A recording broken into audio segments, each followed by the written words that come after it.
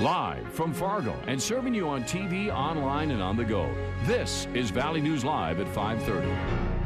We begin tonight with breaking news. The Minnesota State Patrol is asking for your help in locating the driver of a semi following the fatal crash near Dalton, Minnesota yesterday. A 2010 Dodge pickup rolled in the median of eastbound I-94 near Dalton, killing 2 teenagers from Moorhead. A surviving passenger in the pickup told investigators that the semi-truck was extremely close to the pickup at the time of the crash. The semi-truck is described as a white box-type trailer with a green or red tractor. Anyone who witnessed the crash or may have information is asked to call the Minnesota State Patrol. Also, new information for you. Ashley Hunter, a man accused of murdering 2 people in North Fargo, has been denied bail. Hunter made his first court appearance this afternoon. He's facing 2 charges of murder and 1 charge of arson. Today, police released the name of the second victim and say that drugs played a role in one of the killings. Hunter is accused of murdering 45-year-old Clarence Flowers Monday and 24-year-old Sam Trout, whose body was discovered yesterday. Court documents indicate Hunter admitted to being responsible for both victims' deaths, describing them in detail. An autopsy of Flowers showed he was stabbed more than 50 times with a large knife. Trout died from blunt force trauma from a hammer. Police say Hunter didn't know the second man he allegedly murdered with a hammer. Sam Trout, a former NDSU student, was living in a home on 12th Street North, owned by the Catholic Diocese and managed by St. Paul's Newman Center. Police believe Hunter went into that house because he was high on meth. Valley News Team's crime and safety reporter Nicole Johnson joins us live with what the community is doing to remember Trout. Nicole? Typically, there's mass going on right behind me here at St. Paul's Newman Center. But tonight, family and friends are inside for a special service remembering the life of Samuel Trout, an NDSU engineering graduate, a teacher, a missionary, and to many, a good friend. Police say Hunter and Trout didn't know one another, saying Trout was a good young man who unknowingly opened his door to a monster. Before the police report or anything came out, I was like, man, I bet he just wanted to help that guy so bad. And he just, to the very end, he just wanted to help that guy to be just to love him. And that's what I held on to. It's like, that's how it went away. Or like, that's how it ended.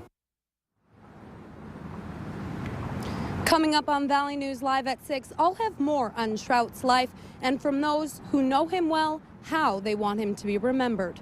Reporting in Fargo, Nicole Johnson, Valley News Live.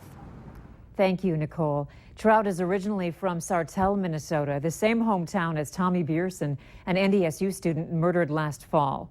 Police say right now it looks like there is not a connection between the 2 murders. It looks pretty nice where we are in South Fargo, but there are a few storms brewing in the region.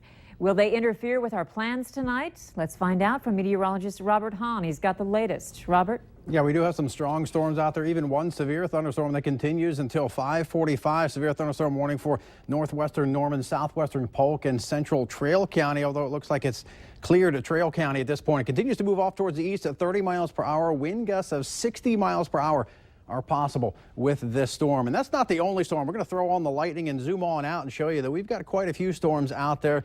The only severe one is the one we just showed you. We do have some strong ones out there, a lot of lightning. If you've got outdoor plans, make sure you're keeping an eye to the sky. If you can hear thunder, you're close enough to get hit by lightning. Head on indoors until those storms have passed. Temperature-wise, it's cooled it down a little bit in some areas with that rain. 64 in Valley City, 68 in Langdon. Haven't seen the rain yet here in Fargo. And we're at 77 warm degrees. A nice night for a barbecue if you can avoid the storms. And speaking of barbecues, let's send it out to the Cashwide's Backyard Barbecue with Hutch Johnson. Hutch, how are things looking out in West Fargo? Robert, things are looking pretty good. Cashwise has got these steaks all grilled up. They brought all the fixins. We got chips, we got potato salad and hot dogs. And I got to tell you, we are starting to get a few sprinkle drops on our heads out here. We're here at Emily Erickson's place. Emily, where'd you sign up to win? Cashwise West Fargo. Okay, now was it hard to win? No, you just fill out your form and slip it in the box. All right, sounds good. And was it hard to get ready for the party? Not too bad, no. Good, a lot of friends, a lot of family here, and it looks like I'm relegated to this table with the exciting folks over here. So I got to tell you, Andrea, the eating looks pretty good. How is that hot dog? Good. Good. All right. Well, we got a thumbs up from the kids' table. We'll check back in a little bit and let you know if the rain holds off and how the steaks are tasting from the Cashwise Backyard Barbecue. Now back to you. All right, sounds good. Thank you, Hutch. No injuries, but more than a little damage and excitement after a car slammed into some businesses in South Fargo this afternoon. The accident happened at 3011 25th Street South. The building houses Schmidt's Gems and Fine Jewelry and Bursch Travel. Police say it was driver error that caused the crash. As for the businesses, they have a mess to clean up, but police believe they'll be okay. Adopting a new puppy or a kitten is an exciting time, but the process has been a nightmare for one local woman. She called our whistleblower hotline after being scammed out of hundreds of dollars for a kitten. Valley News Team's Ashley Bishop talked to this heartbroken woman about the scam that seemed legitimate and what you should be on the lookout for, what you should look out for. Isn't it cute? Kind of got attached to a cat that I didn't even have because it was so cute online. I just could picture it being here. And Dawn Berquist found pictures of an orange and white Persian kittens online, and just last week she decided to buy one. The owner of the cat said he was from Sheldon, North Dakota, but staying in Louisiana and was going to ship the kitten to her. He would just give me the cat and I would just pay for shipping, which would be the $500. Dawn paid $500 and gave the man her name, address, and closest airport.